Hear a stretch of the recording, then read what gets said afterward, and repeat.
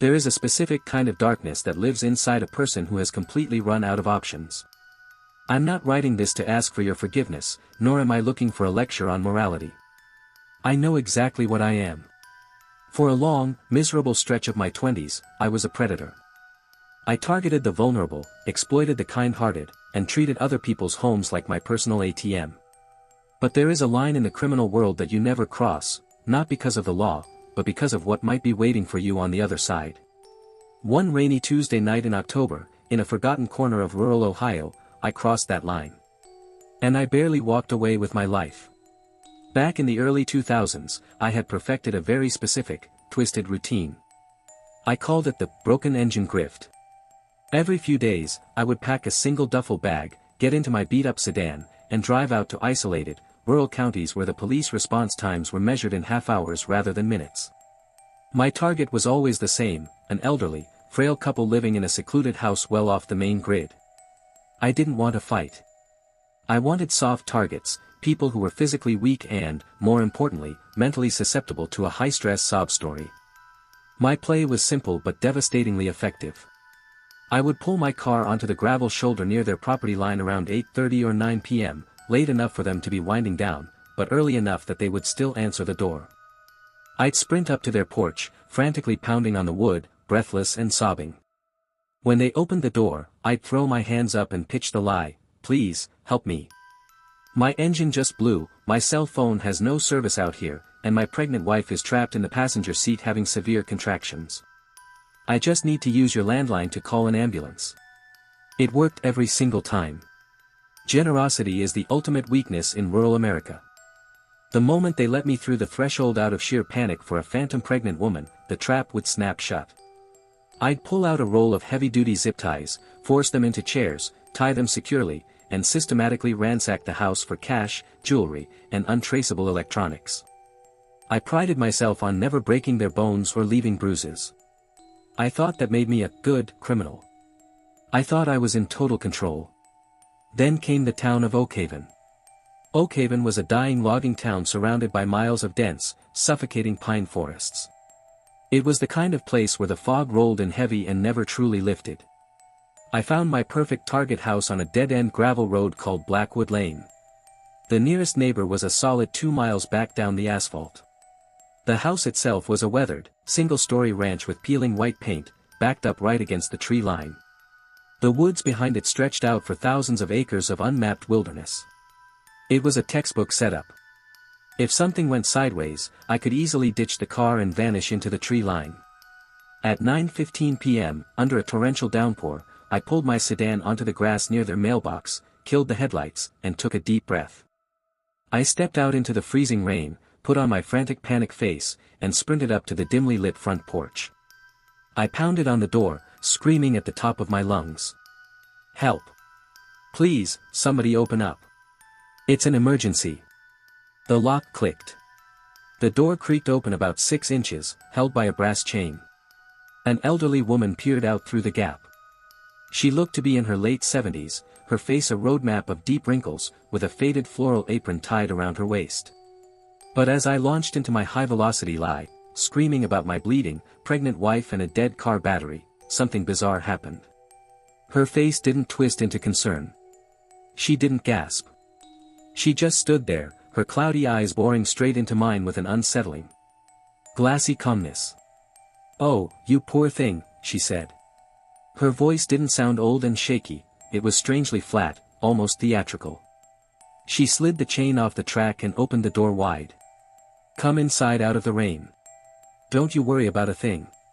The moment my boots stepped onto the stained living room carpet, a wave of intense unease hit me. Usually, my victims were frantic, rushing to find a cordless phone or offering me water. This woman just stood by the door, smiling a wide, toothless grin that made the hair on my arms stand up. "Sit tight, dear," she murmured, her voice dropping into a low, rhythmic cadence. "We'll take real good care of you." Before I could reach into my jacket for the zip ties to end the charade, a heavy footstep echoed from the hallway to my left. A man walked into the living room. My stomach instantly dropped into a bottomless pit. This wasn't an elderly, frail husband. This man couldn't have been older than 28 or 30. He was an absolute mountain, easily 6'5", weighing close to 350 pounds, wearing a mud-splattered flannel shirt. He had a thick, unkempt black beard that covered most of his chest, and his eyes were completely dead, devoid of any human emotion. But it was what he was holding that made me freeze completely. Slung casually over his massive forearm was a double-barreled 12-gauge shotgun. "This is my boy, Silas," the old woman said cheerfully, her voice echoing in the small room. "He handles our car troubles." I stepped back, my heart hammering a frantic rhythm against my ribs. This was a catastrophic oversight. My scouting had failed me completely. I had entirely missed the presence of a massive, armed adult son. I just need to use the phone," I stammered, my criminal bravado evaporating into pure survival panic. "Just a quick call, and I'll get out of your hair." Silas didn't say a word. He just stared at me, his massive chest rising and falling, before he turned on his heel and walked straight out the front door into the pouring rain, holding the shotgun at his side. "Silas will go take a look at that engine of yours," the old woman smiled, stepping into the space between me and the front door. Then, she threw her head back and shrieked at the top of her lungs toward the back of the house, "Clyde! Get in here! We have a guest!" A second later, a horrific smell drifted into the living room from the back hallway. It wasn't the smell of a dirty house or old age. It was a thick, sweet, metallic stench that caught in the back of my throat, making my eyes water. It was the unmistakable odor of rotting meat and stagnant blood. An old man, presumably Clyde, limped into the room. He was dragging one leg behind him, wearing a heavily stained leather apron. He looked at me, let out a wet, guttural rattle from his throat, and slowly began to move toward the left side of the room, effectively flanking me. Every instinct in my body screamed that I was no longer the predator in this house. I was the prey. Whatever was happening in this isolated farmhouse had nothing to do with hospitality, and if I stayed here for another 60 seconds, I was never going to leave. "You know what? I think I hear a tow truck coming down the road," I lied frantically, my eyes darting between Clyde and the old woman. "I should go check on my wife." "Oh, don't be silly, Ethan," the old woman said, her voice dropping all pretense of kindness. My heart stopped. I had never told her my name. "Stay for dinner," she whispered, taking a step toward me. Clyde lunged forward with surprising speed for a man with a limp, his thick, calloused hands reaching for my throat. Pushed by pure adrenaline, I ducked beneath his grip, slammed my shoulder into the old woman's chest to knock her backward, and threw myself against the front door. I ripped it open and burst out into the freezing, torrential downpour. Sprinting blindly toward my sedan parked on the grass. I reached the driver's side door, ripped it open, and threw myself into the seat. I jammed the key into the ignition, turning it frantically. The engine roared to life, a beautiful sound in the dark. I slammed the shifter into drive and mashed the gas pedal to the floor. The engine revved wildly, the RPM gauge spiking into the red, but the car barely moved. It let out a horrific, rhythmic thump-thump-thump as the rims ground directly into the wet mud. I looked out my side mirror. My car was sitting dangerously low to the ground. In the brief 2 minutes I had been inside that house, Silas hadn't been checking my engine. He had used a hunting knife to completely slash all 4 of my tires down to the rims. From the porch behind me, I heard Clyde scream into the night, "He's on foot. Silas, don't let him reach the main road." I didn't think. I scrambled out of the passenger side door, tumbling into the wet grass, and ran straight into the pitch-black wall of the pine forest. Running down the open gravel road meant being a sitting duck for a man with a 12-gauge shotgun. Hiding in the dense wilderness was my only prayer. I ran until my lungs burned like fire, branches tearing at my face and jacket in the dark. The rain was deafening, masking any sound of pursuit. After what felt like half a mile of blind sprinting, I collapsed behind the massive root system of a fallen oak tree, pressing my back into the wet mud, trying to stifle the sound of my heavy breathing that I lay there for a long time, shivering violently from the cold and shock. The forest was an absolute abyss of blackness. Then, through the steady roar of the rain, I heard it. Crunch. A heavy boot snapping a branch, dead ahead of me. I froze, pinning myself as flat against the earth as humanly possible, holding my breath until my chest throbbed. Through the dense brush, a shape materialized. It was Silas. He was moving with terrifying stealth for a man of his size, his massive frame cutting an even darker silhouette against the night. The double-barreled shotgun was raised to his shoulder, slowly panning left to right. He stopped exactly 3 feet away from the fallen tree where I was hiding. He was so close I could smell the damp wool of his flannel shirt and the distinct, coppery stench of the farmhouse that seemed to cling to him. I closed my eyes, bracing for the deafening blast of the shotgun, knowing that if he looked down, I was dead. Silas stood there for an agonizing 30 seconds, tilting his head as if listening through the storm. Then, without a word, he took a heavy step forward and continued tracking deeper into the woods, vanishing into the darkness. I waited 10 full minutes before I dared to move. I didn't run deeper into the forest. Instead, I crawled on my stomach, using the mud and brush for cover, making a wide, agonizingly slow circle back toward the gravel road. When I finally broke through the tree line near the farmhouse, the property was quiet. The porch light was still on, casting a sickly yellow glow over my ruined, abandoned sedan. I could see the silhouette of the old woman standing completely motionless in the living room window, staring out into the dark woods, waiting for her son to bring back his catch. I didn't go near the car. I stayed in the shadows of the ditch beside the road and ran. I ran for 2 solid hours down that dark gravel road until I finally hit the state highway and flagged down a passing semi-truck at a gas station. I told the driver my car had broken down and my phone was dead. I didn't call the police. I didn't report the farmhouse. If the police investigated that property and found what was causing that horrific smell in the back room, they would find my abandoned car out front with my fingerprints all over it. They would tie me to a dozen other home invasions across the state. My criminal past kept me silent. A week later, I hired a sketchy, cash-only towing service from 2 counties over to retrieve my sedan from the side of Blackwood Lane. When the driver brought it back to my apartment, he mentioned the house was completely dark and looked abandoned. I sold that car the very next day, quit the grift entirely, and moved 2,000 miles away to the West Coast. I got a low-paying, honest job in a warehouse. I stopped looking for easy targets. People think that karma is a spiritual concept, that the universe gently balances the scales of right and wrong. But I know the truth. Karma isn't a concept. Sometimes, karma is an isolated farmhouse in the middle of nowhere, filled with a stench of decay, a mountain of a man with a shotgun, and a family that is much, much better at the home invasion game than you will ever be. There is a psychological trap that comes with absolute isolation. When you spend months working the graveyard shift in a massive, empty building, your reality starts to warp. The silence stops being peaceful, it becomes heavy, expectant, and hypersensitive. I used to think what happened to me was just sleep deprivation. But I know what I saw on those security feeds. And I know what whispered to me in the dark. To be completely transparent, I am not a good person. For over a year, I operated as a professional thief, using my position of trust to do it. Back in 2018, I was the sole overnight security guard for the Crestview Galleria, a sprawling, multi-level shopping mall in New Jersey. My shift ran from 10 p.m. to 6 a.m. My job was simple: monitor 16 CRT screens, do 3 walking patrols, and keep the doors locked. But chronic boredom is dangerous. After 3 months, the monotony set in, and I began analyzing the security grid. That's when I found a massive flaw in the design. Behind the glittering storefronts ran a dimly lit service corridor used for freight deliveries. It connected every store directly to the back exits. Even when a store's heavy glass front gates were padlocked for the night, the rear inventory doors leading into this service corridor were often left unlocked by rushed employees.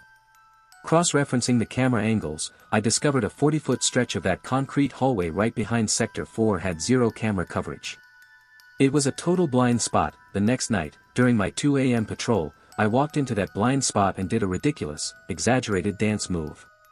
Back in the office, I rewound the digital tape. Nothing. Just an empty frame of the hallway, a visual gap, and then me appearing further down the corridor. I was invisible. Within a month, my little game turned into a lucrative inside job. I started stealing high-end merchandise from the stockrooms bordering Sector 4, designer sunglasses, expensive watches, luxury clothing. I'd slip them into a black trash bag, hide them inside a dead electrical breaker panel in the blind spot, and retrieve them at 6 a.m. to sell online. I kept a detailed log on my phone of store inventory schedules so I never took enough to trigger an audit. I felt like a ghost. Then, the auditory hallucinations started. It was a Tuesday night in November, around 3:15 a.m. I was pacing through the darkened main atrium of the mall. The only light came from the emergency exit signs. Suddenly, a sound cut through the silence that made me freeze. It was the faint, unmistakable sound of children giggling. It sounded like 2 or 3 little kids playing hide-and-seek, their muffled laughter echoing off the tile floors. I pulled my heavy flashlight and clicked it on, throwing a harsh beam across the empty storefronts. "Who's out there? The mall is closed. Show yourself," I called out. The giggling stopped instantly. I spent 20 minutes searching the bathrooms and alcoves. Nothing. Back in the office, the recorded footage just showed me waving my light around like a lunatic, shouting at empty air. I chalked it up to exhaustion. But when I returned from my shift on Friday, the atmosphere felt heavy. At 2:45 a.m., temptation drew me back to Sector 4. A high-end sneaker boutique had just received a shipment of limited edition skate shoes. I crept through their rear service door, using the low beam of my flashlight to navigate the rows of floor-to-ceiling shelving. I found the rack, reached up, and grabbed a box containing a pair of pristine white leather sneakers. The moment my fingers gripped the cardboard, a violent rush of wind brushed past the back of my neck, stirring my hair. I spun around, dropping the box with a loud slap. "Who's there?" I barked. From the dark aisle to my left, a whisper answered back, thin, airy, and sharp, "Not yours," followed immediately by that same, mocking childhood laughter. Panic exploded in my chest. I swung my flashlight wildly through the inventory rows. "Get the hell out of here. I'm calling the police." I screamed, entirely forgetting I was holding stolen property. I scrambled out of the aisle toward the main floor of the retail store. As my flashlight beam cut across the far back corner near the changing rooms, it hit a figure standing in the shadows. It was small, the height of a 7-year-old child, but the proportions were entirely wrong. It stood motionless, draped in an oversized, dark hooded sweatshirt that obscured its face. As the light hit it, the figure slowly raised a pale, thin hand and waved its fingers at me. An overwhelming sensation of primal dread washed over me. I took my eyes off it for a fraction of a second to step over a display rack, and when I looked back, the corner was empty. But the laughter didn't stop. It vibrated from the walls, moving rapidly from left to right, accompanied by the light pitter-patter of bare feet sprinting across the carpet. Then, a voice, clear, distinct, and devoid of any playfulness, echoed from the darkness right behind my shoulder. It spoke 2 words. My first and last name. "Run, Julian." I didn't think. I sprinted out the rear exit, slammed the heavy metal door, and flew down the service corridor. I didn't stop until I burst into the security office, locking myself inside. Clutching the stolen shoebox tightly against my chest, I frantically rewound the live monitor feeds. The camera in the service hallway showed the door of the boutique bursting open. It showed me sprinting out in absolute terror, looking over my shoulder. But there was no one behind me. The hallway was completely vacant. The interior store cameras showed the same thing, me throwing my light around, screaming at shadows, and sprinting away. The corner had remained empty. I looked completely psychotic on the tape. Temporary psychotic break triggered by isolation. But there is one detail that keeps me awake at night, staring at the ceiling. When I left the Crestview Galleria that morning, I left my personal logbook app open on the security terminal. The app contained my full name, address, and phone number, but it also contained the exact, down-to-the-inch coordinates of every single blind spot in that mall. And sometimes, when the room gets too quiet, I can still hear that faint, childlike voice echoing in my memory, reminding me that I wasn't the only ghost hiding in the places where the cameras couldn't see. They use the word stalker loosely these days. They see a monster, a predator lurking in the dark. But when you're the one caught in it, it feels like an addiction consuming your life. I thought I was the invisible observer. I never imagined the trap I was building for her was actually meant for me. Back in 2021, I was an isolated 21-year-old college sophomore near Columbus, Ohio. Social interaction felt like a foreign language. Then, I was paired for a semester project with Chloe. She was effortlessly charismatic and warm. By the end of our first library meeting, I was completely hypnotized. The obsession took hold that night. I found her private social media profiles and began studying her digital footprint with clinical precision. Within a week, I accurately pieced together the quiet neighborhood where she lived. Driven by an uncontrollable urge, I drove to her house late one rainy night. I parked down the street, turned off my headlights, and just stared at her second-story window. The rush of adrenaline was intoxicating. Driving past Chloe's house became my weekly routine. Then, the illusion shattered. One Tuesday night, the blinds in her window shifted. A silhouette appeared against the glass, peering intently down at my car. Panic exploded in my chest. I slammed the car into drive and sped away. The next morning in class, Chloe leaned over to me, looking stressed. "I'm pretty sure I'm dealing with a stalker at my house," she whispered. "My dad is about ready to call the cops." My stomach turned to ice. The fear of getting caught completely overrode my obsession. I deleted her profiles, vowed never to go back, and cut off all communication. I thought I was safe. But 24 hours later, the terror followed me home to my isolated house. I was sitting in my bedroom when a sharp sound echoed from my first-floor living room window: tap. Tap. Tap.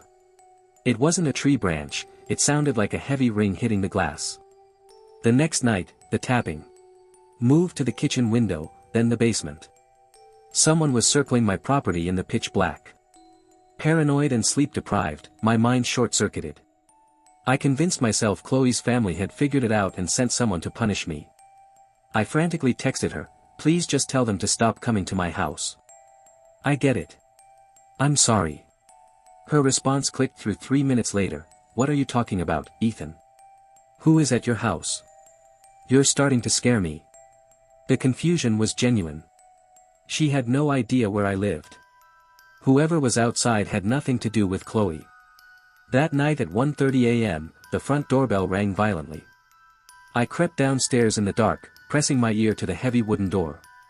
"Open the door, Ethan," a deep, unfamiliar male voice commanded from the porch. I called the police. I lied, tears of terror stinging my eyes. The door handle began rattling violently. "Open the door," the voice repeated, hitting the wood with a heavy fist. "It's not a request anymore." I sprinted upstairs, locked myself in, and shoved my heavy dresser against the door while the doorbell rang continuously for a solid minute. At sunrise, I packed a bag, fled through the back door, and never returned. I tried to tell myself a local crew of home invaders saw my car idling in Chloe's neighborhood and followed me home. But deep down, I know the truth. The universe balances the scales. I spent months turning an innocent girl into a target, and the shadows simply decided to show me exactly what it feels like to be hunted.